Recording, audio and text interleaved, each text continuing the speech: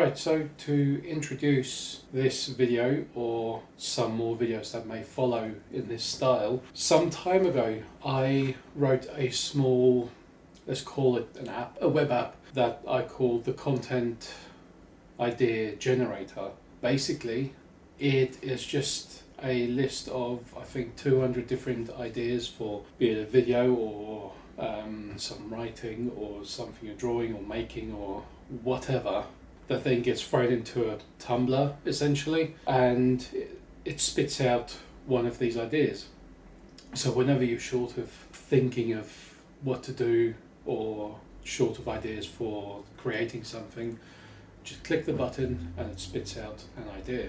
Right, with the premise being set, I've clicked the Generate New Idea button and it has produced the phrase predictions for the future. Now that's a very vague statement. Prediction for the future of what? My life, business, family, money, cars, sport, I don't know, anything. So I'm just gonna make a few predictions. So one thing that I'm very interested in, or at least have a keen interest in following, is cryptocurrencies and blockchain technology.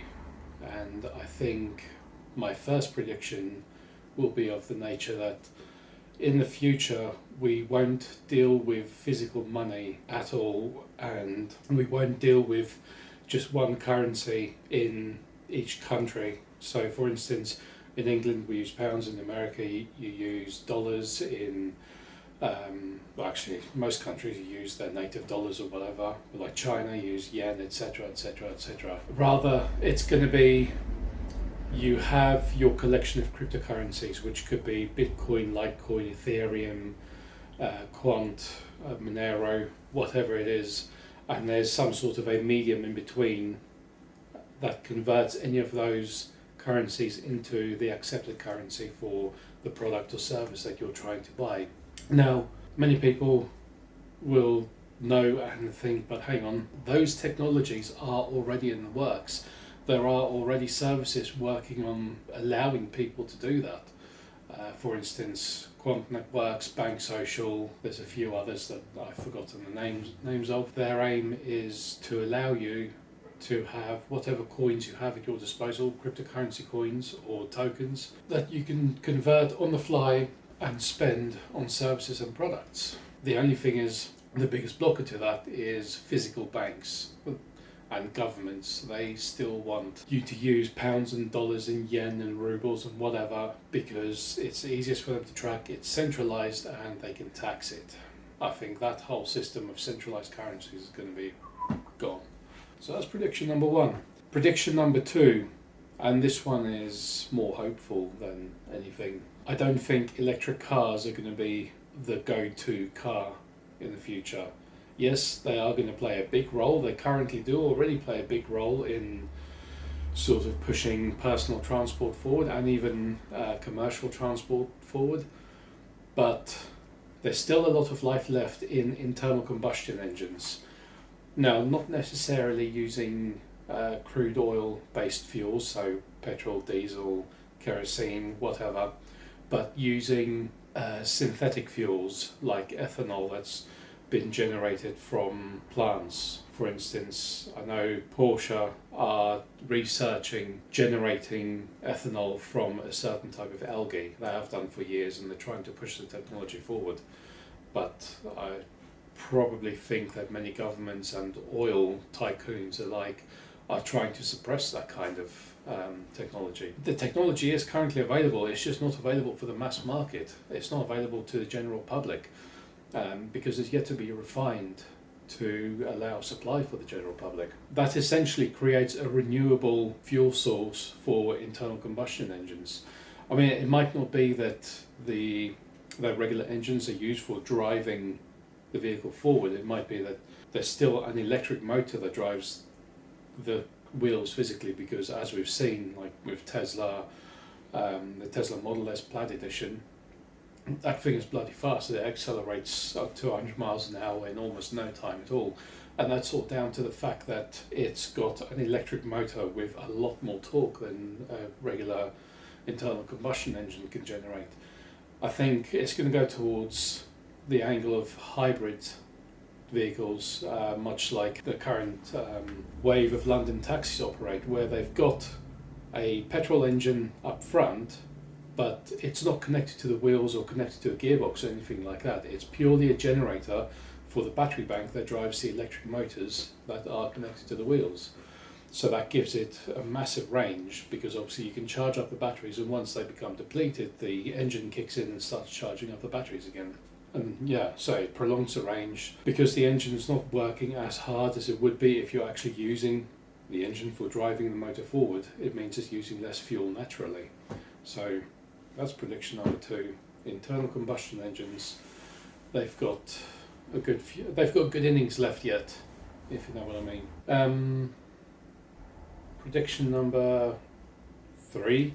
Let's go back to the whole blockchain thing. Soon, not massively soon, possibly very soon, but not too soon, anything that's currently available digitally from centralized servers, etc., I believe is going to move to decentralized storage mediums. A lot like peer-to-peer or old BitTorrent networks. I say old, they're still very active all over the world and they're very efficient. And the only downside to peer-to-peer networks and BitTorrent networks is there's no incentive for keeping your node or your server up and running.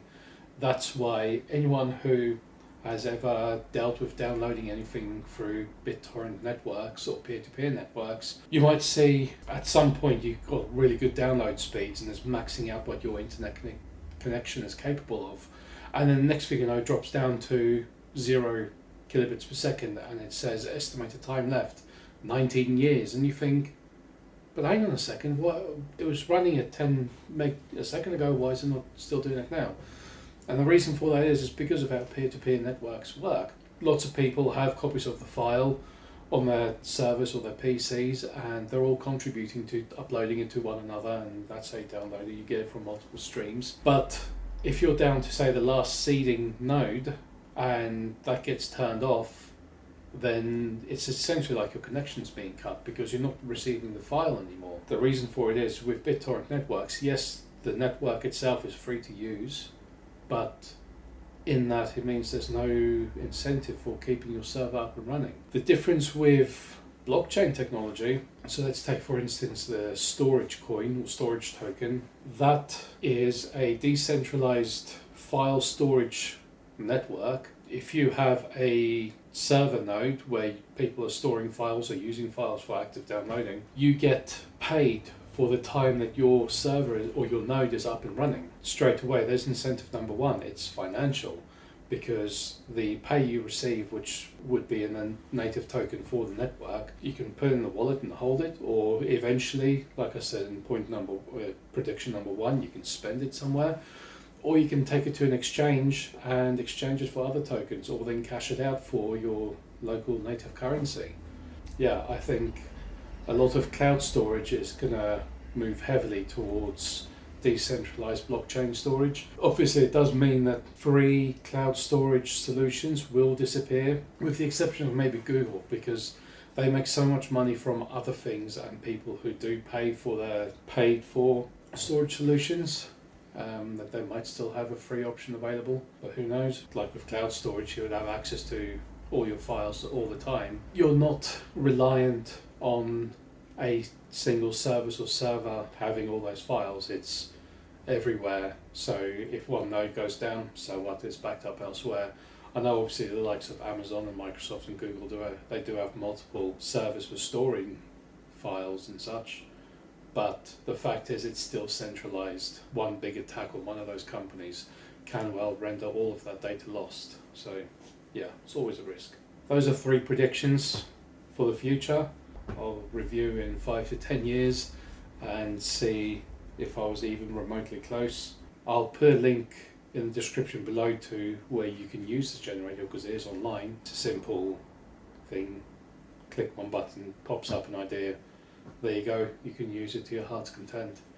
Apart from that, it's been lovely catching up, and see you soon.